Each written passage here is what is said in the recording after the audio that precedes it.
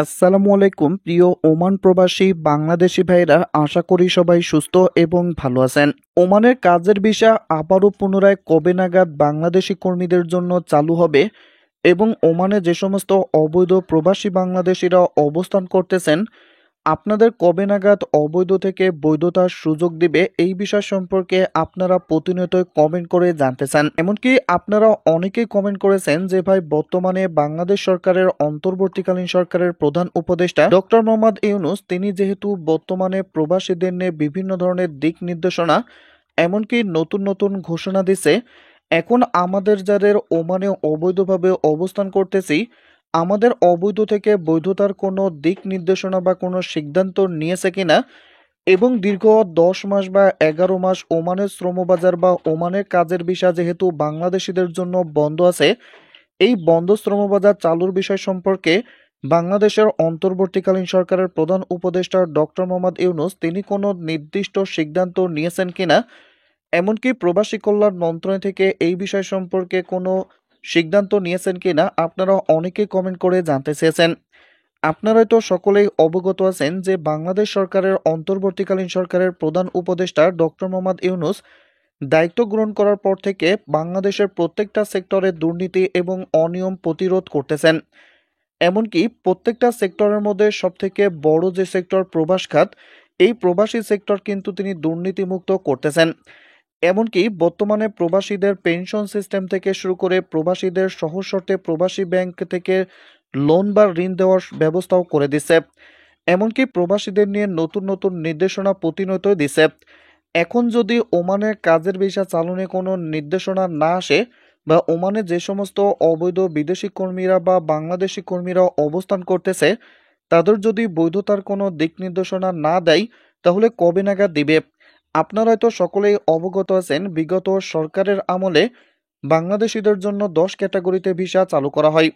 তবে বাংলাদেশিদের জন্য কাজের ভিসা বা ওয়ার্ক পারমিট ভিসা বা এমপ্লয়মেন্ট ভিসা চালুর জন্য রয়্যাল ওমান পুলিশ, আরওপি এবং ওমান শ্রম মন্ত্রণালয়ের প্রতিনিধি টিম বাংলাদেশ সফর করতে চেয়েছিলেন।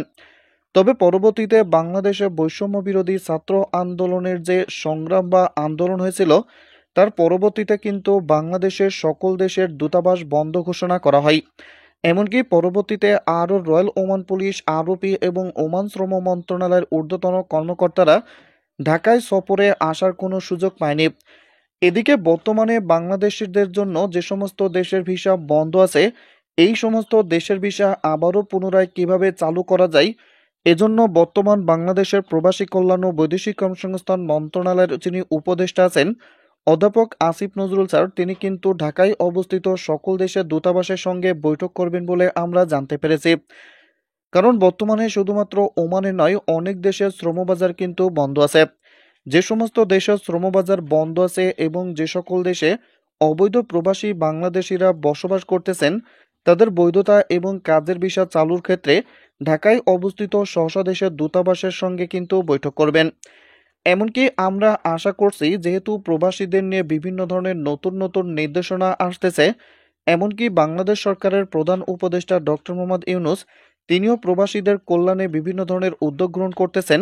এজন্য ওমানে যে সমস্ত প্রবাসী বাংলাদেশিরা অবস্থান করতেছেন মূলত যারা ইললিগাল বা আনডকুমেন্টাস আছে আশা করি তাদের বৈধতার বিষয়ে কথা বলবেন। এমনকি দীর্ঘদিন যাবৎ যেহেতু ওমানের কাজের ভিসা বাংলাদেশিদের জন্য বন্ধ রয়েছে এজন্য আমরা আশা করছি ভিসা চালুর ক্ষেত্রেও দুই দেশে কূটনৈতিক বৈঠক হবে। তবে আমরা আশা করতেছি জাতিসংঘের বৈঠকের পরেই এমন কোনো সিদ্ধান্ত আসতে পারে। এজন্য আপনাদেরকে অনুরোধ করব যে আপনাদের ভিসা চালু হওয়া পর্যন্ত অপেক্ষা করতে হবে। যারা অনেক আগে টাকা পয়সার লেনদেন করেছিলেন আপনাদেরকে অনুরোধ করব যে আপনাদের অপেক্ষা করা ছাড়া আর কোনো উপায় নেই। এজন্য আশা করতেছি যেহেতু প্রবাসী খাতে বিভিন্ন ধরনের নতুন নতুন উদ্যোগ গ্রহণ করা হচ্ছে এজন্য ওমানে কাজের ভিসাও চালু হওয়ার প্রবল সম্ভাবনা আছে। তবে কবে নাগাদ চালু হবে এই বিষয় সম্পর্কে পরবর্তীতে মন্ত্রণালয় থেকে সঠিক দিক নির্দেশনা আসলেই আপনাদেরকে জানিয়ে দিতে পারবো।